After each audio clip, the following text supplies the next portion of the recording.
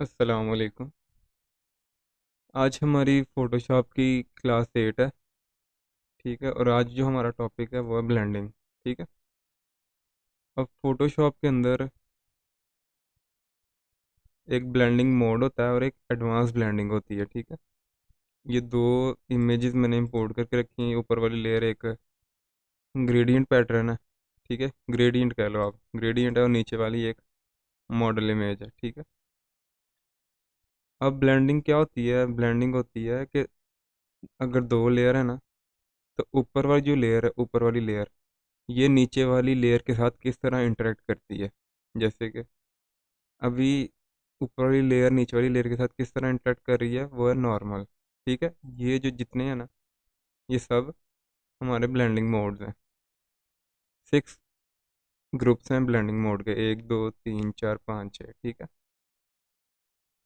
अब इनको हम पढ़ते हैं, सीखते हैं क्या करते हैं, क्या हर एक का काम अलग अलग है। ठीक है।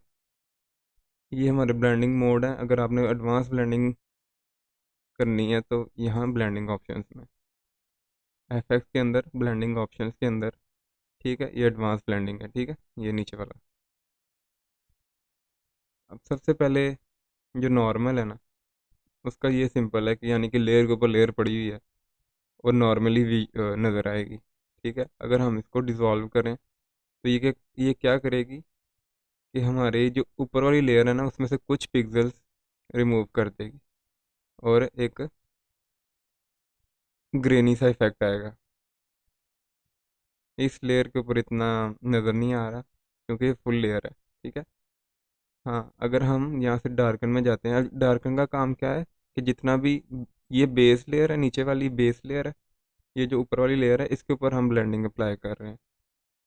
अब मैंने जब डार्कन किया ना, तो ये क्या करेगी कि बेस लेयर के जितने भी डार्क कलर्स हैं उसको एज इट इज रहने देगी, और जो लाइट कलर्स है ना, उसके ऊपर वो ब्लेंड हो जाएगी। यानी कि जैसे कि आप ये इमेज देखें ना, इसका डार्कन टोन बस ये ऑब्जेक्ट ही है, यानी कि सब्जेक्ट जो हमारा है ना, वो ये डार्क, उसका जो बैकग्राउंड है वो टोटल वाइट है, यानी कि लाइट है। तो अगर हम उसको डार्कन करेंगे तो उसके जितने भी वाइट एरियाज है ना, जैसे ये इसकी कैप के ऊपर थोड़ा वाइट एरिया था, तो वहाँ वो ब्लेंड हो गया। वाइट एरिया सारा ऊपर वाली लेयर ने कवर अप कर लिया। अब अगर हम मल्टीप्लाई पे जाएं तो ये क्या करेगी, नीचे वाले जो बेस लेयर के कलर्स हैं, एज इट इज उसके ऊपर आ जाएगी और उन उस कलर से मल्टीप्लाई हो जाएगी। ठीक है। इसमें डार्क और लाइट का कोई सिस्टम नहीं है, ये पूरी लेयर के ऊपर मल्टीप्लाई होगी। अब कलर बर्न है, ये इमेज को जो इमेज के डार्क कलर्स है ना, उसके ऊपर अप्लाई होके उस डार्क कलर्स को कंट्रास्ट दे देगी, यानी कि इमेज को डार्क कर देगी, कंट्रास्ट इंक्रीज हो जाएगा। अब लीनियर करेंगे तो ये कंट्रास्ट इंक्रीज नहीं करेगी, ये कंट्रास्ट इंक्रीज करती है, कलर बर्न लीनियर नहीं करती। अब डार्कर कलर्स हैं, ये इस तरह हैं। ठीक है। अब जो ये वाला, ये जो ग्रुप है ना, डार्कन ग्रुप, बिल्कुल इसका ऑपोजिट है लाइटन ग्रुप। ठीक है। ये क्या करती थी, डार्क कलर को छोड़ देती थी और लाइट कलर्स के ऊपर अप्लाई हो जाती थी। अब ये क्या करेगी, डार्क कलर्स पे अप्लाई होगी लाइटन जो है। ठीक है। डार्क कलर्स पे अप्लाई होगी और वाइट कलर यानी कि लाइट कलर जितने भी होंगे उनको नहीं, क्या कहते हैं, खराब करेगी। अब जिस तरह मल्टीप्लाई था, स्क्रीन भी इसी तरह ही है, यानी कि इसका ऑपोजिट है। मल्टीप्लाई क्या करती थी, जितने भी कलर्स हैं उनके साथ मल्टीप्लाई हो जाती थी। अब ये स्क्रीन है, ये पूरी लेयर को कवर अप करती है। ठीक है। अब कलर बन क्या करता था, इमेज का कंट्रास्ट इंक्रीज करता था। कलर डॉज इमेज का कंट्रास्ट डिक्रीज करेगा। अब लाइटन बर्न थी। ठीक है, ये इसका ऑपोजिट है। ठीक है, ये डार्क कर रही है। ठीक है, ये ब्राइट कर रही है। अब डार्कन डार्कर कलर्स हैं, ये लाइटर कलर्स हैं। ठीक है। इस तरह आप ये सारे चेक कर सकते हो। ठीक है। ये आप अपनी मर्ज़ी के मुताबिक जिस तरह आप चाहते हैं इस चीज़ को यूज़ कर सकते हैं। ठीक है। जिस तरह आप अपनी क्रिएटिविटी में इसको यूज़ करना चाहते हैं, आप यूज़ कर सकते हैं। अब इसको मैं दोबारा नॉर्मल कर देता हूँ। अब हम एडवांस ब्लेंडिंग पढ़ते हैं कि एडवांस ब्लेंडिंग क्या होती है। अच्छा, ये जो ब्लेंड मोड्स है ना, वो यहाँ भी हैं।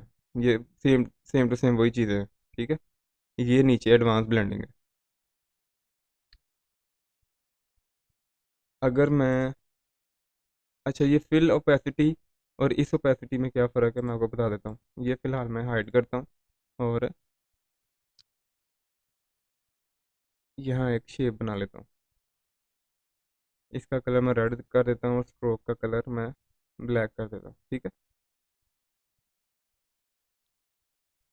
अगर इसके ऊपर अगर मैं एडवांस ब्लेंडिंग अप्लाई करूँ, यहाँ से पता चल जाएगा ओपेसिटी और फिल ओपेसिटी में क्या फ़र्क है। अब देखो, अगर मैं इसकी ओपेसिटी डिक्रीज करता हूँ ना इस सर्कल की, तो ये पूरी लेयर के ऊपर हो रही है, यानी कि जो पूरा सर्कल है ना विद स्ट्रोक, ये वो सारे को लाइट कर रहा है, उसकी ओपेसिटी डिक्रीज कर रहा है। अगर मैं फिल ओपेसिटी डिक्रीज करूँ, यानी कि जो, अगर मैं आपको दिखाता हूँ, अगर मैं इसको डिक्रीज कर रहा हूँ, तो अंदर जो फिल कलर है यानी कि रेड कलर है, वो रिमूव हो रहा है। और जो स्ट्रोक कलर है ना, स्ट्रोक, दो चीज़ें होती हैं, एक फिल और एक स्ट्रोक। ठीक है। ये फिल ओपेसिटी जो है, अगर इसको मैं डिक्रीज करूँ, तो अंदर वाला जो फिल कलर है वो रिमूव हो रहा है, कम हो रहा है। स्ट्रोक के ऊपर कोई चेंजिंग नहीं आ रही। लेकिन अगर मैं इस ओपेसिटी को चेंज करूँ, तो विद स्ट्रोक, यानी कि स्ट्रोक भी साथ रिमूव हो रहा है, कम हो रहा है। ठीक है। अब इसी तरह ये ब्लेंड इफ है, ये क्या करता है दिखाता हूँ मैं आपको। अगर मैं इसको डिक्रीज की करूँ, तो ये जो मेरा फिल कलर है, ये डिक्रीज हो रहा है। ठीक है। अगर मैं यहाँ से इसको खींचूँ, तो ये भी सेम टू सेम उसी तरह वर्क करेगा। ठीक है। अगर मैं ऑल्ट प्रेस करके इस हैंडल को पकड़ मूव करूँ, तो अब देखो ऐसा ऐसा हो रहा है। ठीक है।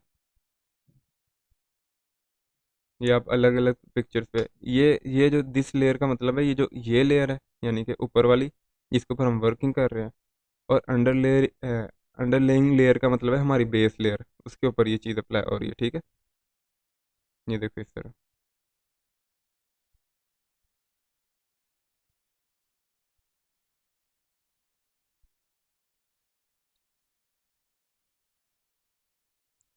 ये जब आप अपना प्रोजेक्ट्स बनाएंगे इंशाल्लाह, जब भी, जब बनाते हैं, आप इस चीज़ को यूज़ करें, ताकि आपको इस चीज़ का और आइडिया हो कि ये चीज़ करती क्या है, ब्लेंडिंग और एडवांस ब्लेंडिंग। ठीक है।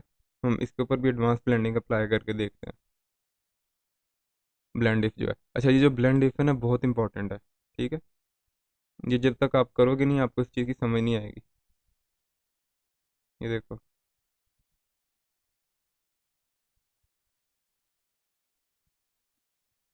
ये हमारा वाइट एरिया रिमूव करता है, ये वाला, ये देखो ना, ये वाइट के ऊपर है, ये हमारा यानी कि लाइट एरिया जो होता है हमारा, जैसे कि इस ग्रेडियंट ग्रेडियंट के अंदर हमारा लाइट एरिया ये है, और डार्क एरिया ये वाली साइड है। अगर मैं इसको रिमूव डिक्रीज करूँ, तो लाइट एरिया मेरा ख़त्म हो रहा है।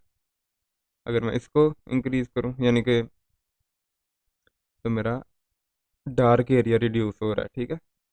अब अंडरलिंग लेयर है, नीचे वाली लेयर, तो उसका डार्क एरिया जो है ऊपर को आ रहा है। अगर ये करूँ, तो उसका वाइट एरिया ऊपर को आएगा। ठीक है। तो देखो वाइट एरिया नज़र आने लग पड़ा है। और फिर बाद में जो है, देखो वाइट एरिया ना, ये नज़र आ रहा है, और डार्क एरिया अभी भी इसके ऊपर वो ऊपर वाली लेयर अप्लाइड है। तो इस चीज़ को आप यूज़ करें, समझें इस चीज़ को, ये किस तरह यूज़ होती है। जब तक आप करोगे नहीं, आपको ये चीज़ समझ नहीं आएगी। आज के लिए इतना ठीक है। आज हमने बहुत इंपॉर्टेंट टॉपिक पढ़ा। ठीक है। ब्लेंडिंग ये हमेशा यूज़ होता है, ज़्यादातर प्रोजेक्ट्स में ना, ये यूज़ होता ही होता है, ये वाली चीज़। ज़्यादातर आप ये ब्लेंड मोड्स ही यूज़ करेंगे, एडवांस ब्लेंडिंग जो है ना, वो इतना यूज़ नहीं होता। वो आपकी डिपेंड करती है आपकी यूजेज पे। जैसे कि अगर मैं यहाँ इसको रिमूव करके एक पेपर की इमेज इंपोर्ट करता हूँ, और इसके ऊपर एक टेक्स्ट लिखता हूँ।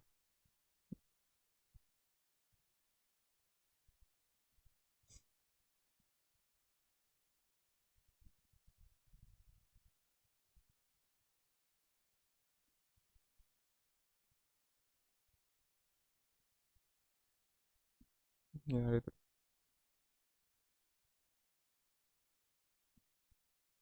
इसको शायद थोड़ा डिक्रीज करूँगी, नज़र ही नहीं आ रहा ये।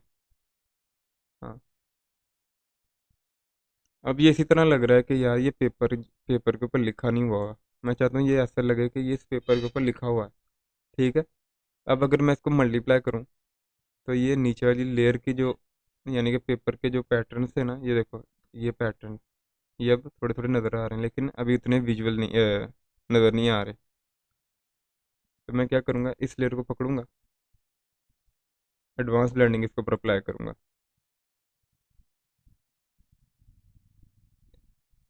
मैं चाहता हूँ कि मेरा ये जो डार्क कलर है ना, यानी कि रेड कलर, ये थोड़ा रिड्यूस हो, यानी कि ब्लेंड हो मेरे बैकग्राउंड के साथ। ठीक है, तो मैं अगर इसको रिड्यूस करूँ तो वो देख रहे हो हल्का हल्का फेड हो रहा है। ठीक है। अगर मैं पूरे को पकड़ के करूँगा ना तो एकदम ये गायब हो जाएगा, इसलिए मैं ऑल प्रेस करके कर रहा हूँ।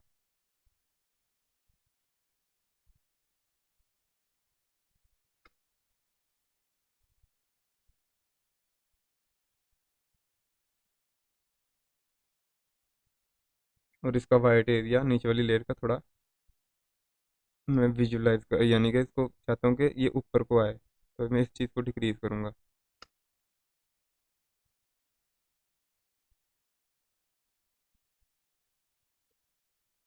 तो अब ये ऐसे ही लग रहा है कि इस पेपर के ऊपर प्रिंट है, हालांकि नहीं, ये देखो।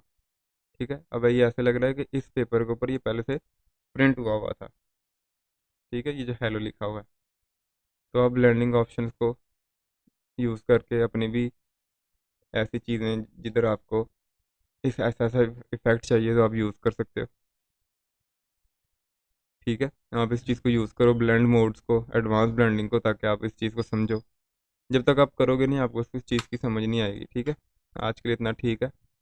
आप इस चीज़ की प्रैक्टिस करें, और अगर कोई मसला आता है आप कमेंट सेक्शन में मुझसे पूछ सकते हैं, मैं आपको इंशाल्लाह गाइड करूँगा इस बारे में। ओके, अल्लाह हाफिज़।